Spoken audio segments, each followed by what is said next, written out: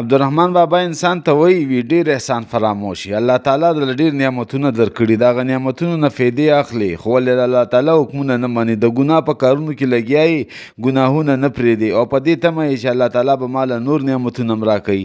هغه څه وایي راځئ واورئ. وی بېطاعته عنایت له خدایه غواړي او د عتاب په ځای امید د آب و تاب کړي. وی دانسته ګناه کوي توبې وکاږي او لکه بوت هسې په غټو سترګو خواب کړي. او وی په هغو غوږو چې ذکر د خدای اوري، بیا سما په هغه غوږو د رباب کړي.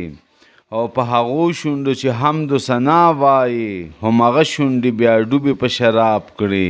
او علم وکړي هیڅ عمل ور باندې نه کړي، لکه طفل هسې لوبې په کتاب کړي. او وی په شپه پروت د مغان په میخانه کې، او په ورځې مخ په لوري د محراب کړي. نو تمام عمر د دنیا په طلب ګرځي، بیا د خدای په طالبانو ځان حساب کړي.